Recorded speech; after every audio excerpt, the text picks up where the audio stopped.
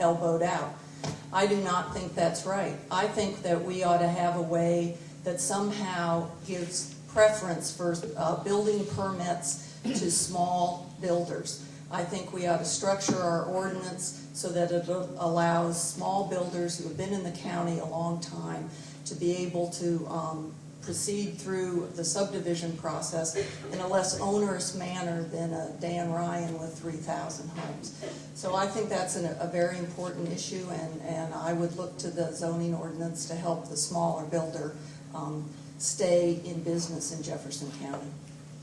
Mr. Burns?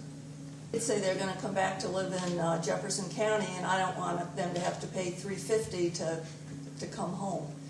I don't believe in toll roads. I think the challenge facing Jefferson County is how are we going to do with how are we going to deal with local traffic congestion that's going to come as the result of local development and from all those houses that have been already approved and are sitting on the book. I do not think that when these houses came in and were approved and went through the subdivision process that we paid close enough attention to what the impact was going to be on roads. And I really question what's going to happen when they all build out.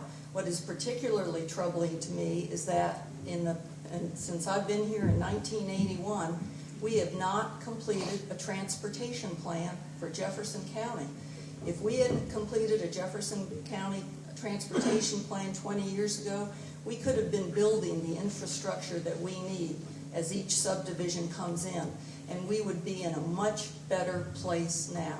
And I hope we're not going to wait another 25 years before we do a transportation plan for this county.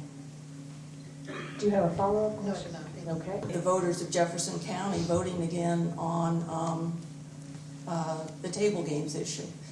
I do not think, however, and I do not believe that our future economic development should be our future plan for economic development should be focused on the track and the table games.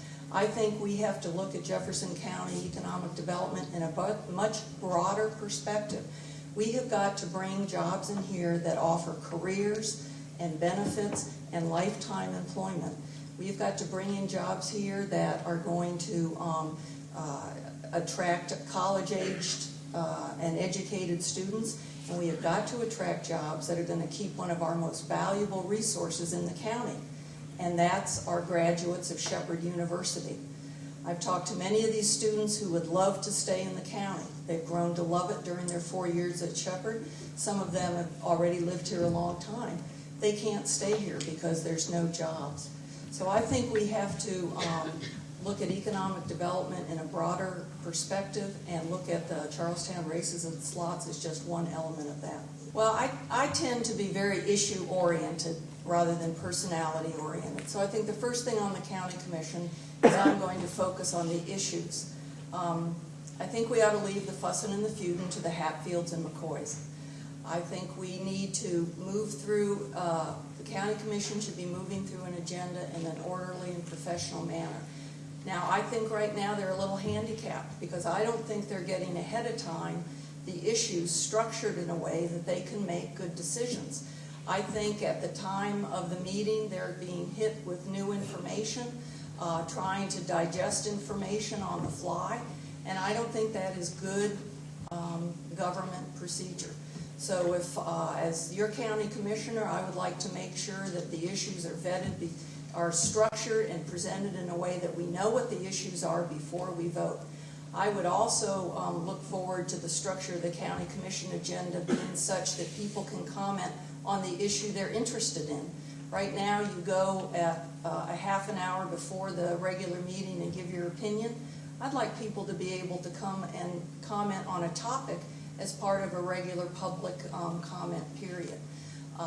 So I think I will focus on collegiality, and I will be focused on the issues. Thank you. Mr. Burns? Well, as an awarded People voting on a countywide zoning ordinance amendment. Yes, I do. I do not support having the right to petition on amendments to the zoning ordinance. I think that a zoning ordinance is supposed to be predictable. It's supposed to guide the growth of the county, and it's adopted by elected officials. So I do have problems with the way the legislation is written that allows an amendment that could reduce a side yard from 10 feet to 5 feet to qualify to go to referendum. I would like to respond to Mr. Lance, since I was president of the League of Women Voters when he was last on the county commission. And one of the things that we fought quite hard for while he was on the county commission was more open government, more opportunity